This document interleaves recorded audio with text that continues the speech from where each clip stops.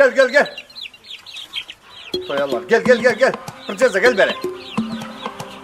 Prinsesa de şu var. Gecesine. Bir sezonda 4 yıl var. Buruk gelgende şu yerde. Men çok okan Salima degenlerim var. Gula degen var. Жолдош бар деп, вокалистка. Мен бул жерде мына ошолор чоңоюп. Тимур деген бирөө алда тентип кетип калды. Ал Тимур өзү алда вокалист, ырчы. Ошо Россия жакка кетип калчу эле, анан ошондо балдардын атынан да коюп койгом. Мына бул жерде бир жакшы нерселери. Булар баягы губернаторский деп коет экен породасы. Беркилерди болуп чардай өрөйт, анан көрүнгөндү жей бербейт. Уаг менен мына могул ак моюндар, чоңдор, бүт ошо кастар көр. Булар жегендер өзүчө башкаларындай жакындатпай. Андан кийинки могу кара тору могу күрөңдө жүргөндөр, булар өрдөктөр. Ana mo қатардағылар мұны индауытқа деп қояды екен. Бұның еті, ет жөнді айтып кетсек, бұның еті жылқыныкындай болады екен. Bir міне өсті, ызы шуысы жоқ. Бұл өрдөктөрдікі дағы бұлар тез чоңайып, тез семірчілер.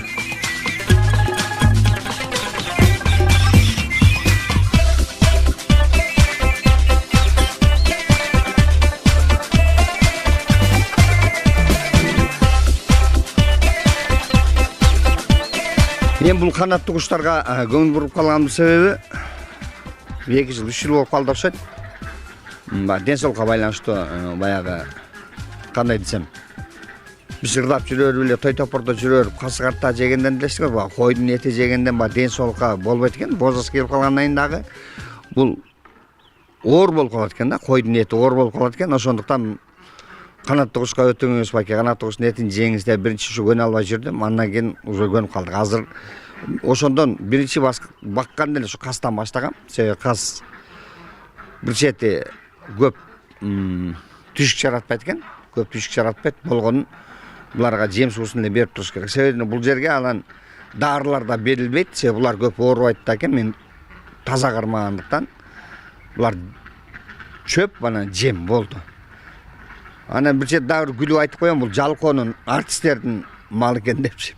Эмнеге десе, моунун баары чөптүн баары чөп өсүп кеткенде жулуш керек болчу да. Азыр булар өстө эле отоп коет да, эчтеке ишик деле жок. Ачык койсо эле болду, канча жерден чөп болсо титип берет. Ошо бул эң жалкоо бул жанагы артисттердин малы окшойт да. Себеби дегенде булар этилсең эти бар, жумурткасы бар.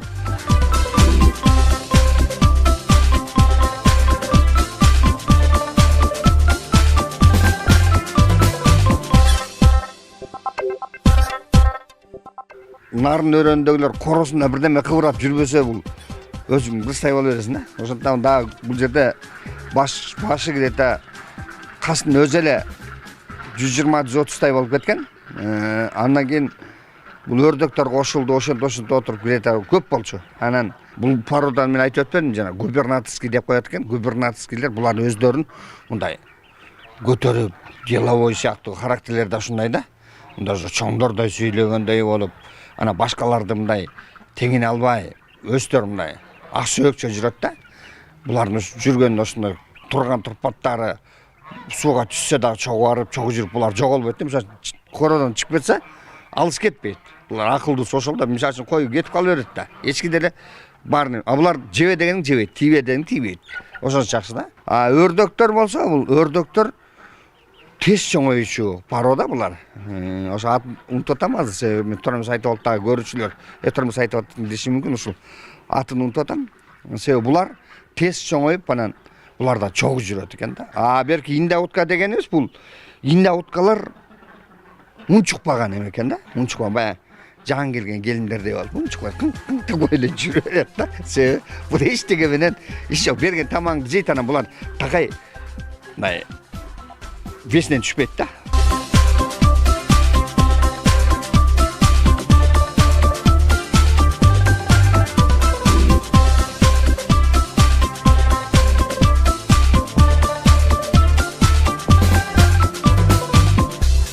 Мына бұл жерден эми алуучулар болсо, каалоочулар болсо, менин байланыш телефонума Инстаграмда деле, Фейсбуктан деле тапса болот. Менин телефондорумду айтып деле койсом болот.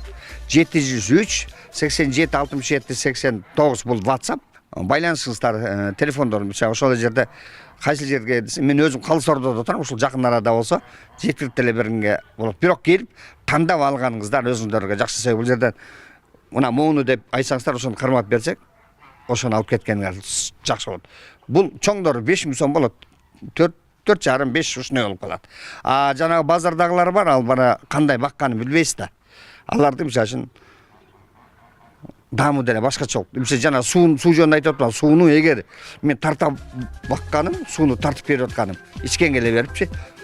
Кичине жуунат. Кичине баягы ичкен болбосо, себеби бул дарылыкка да.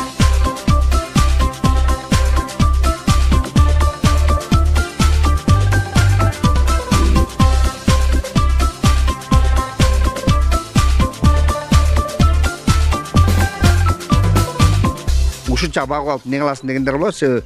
Бул кастын биринчиден майы жакшы.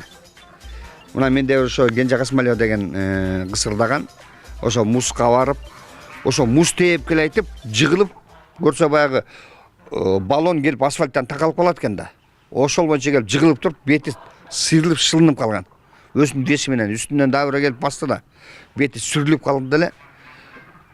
Ошол укканы боюнча келип эле бир касты союп эле бетине шыбасак 4 күндө кайра эметип кетти да, бетине карттанган да жок. Себеби бул жанагы жараттарга, жанагы колун кесип алса дагы үстүнө шыбап койсо, жана жаш балдардын өпкөсүнө дагы муну аз көбүнчө бул сулуулук салонундагылар заказ беришет. Алар кандай?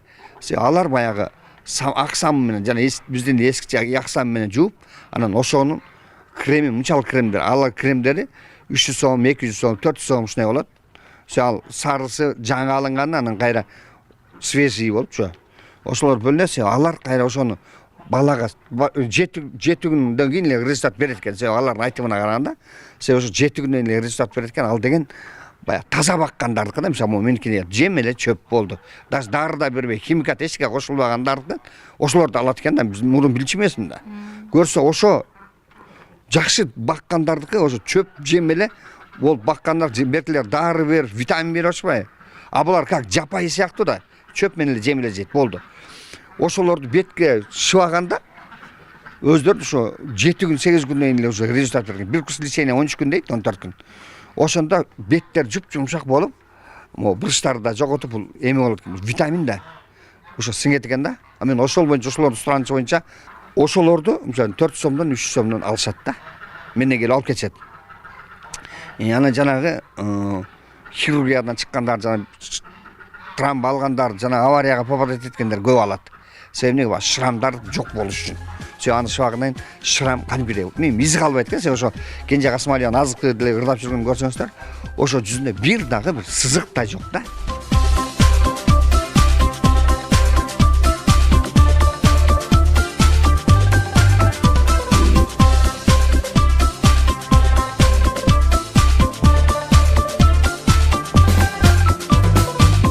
Чыгармачылыкты муну менен унутуп калган жокмун, себеби дегенде ошол чыгармачыл адамдарга да жакшы экен. Бул мына үйгө кирип өзүң да тренировка жасап атканда дагы ойноп атсаң дагы инструменттериң жанымда. Ошолорду мисалы үчүн ойноп, кайра ошол жерден эшикке чыгып азыктандырып коюп, тамактандырып коюп, кайра башка жумуштарын той топор болуп калып, тойдо тамада болгондон кийин, тамада болуп кеткенден кийин кайра келгенде ушул этажда жашагандар бир кыжалат боло бересиң го.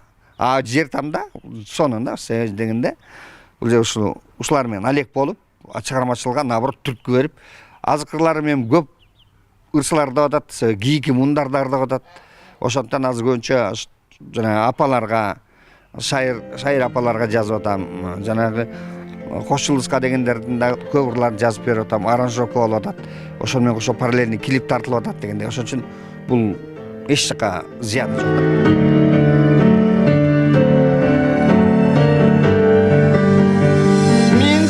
Сагынганда кайда жүрдүң, өксүтүп ак сүйүңдү, сезимдерин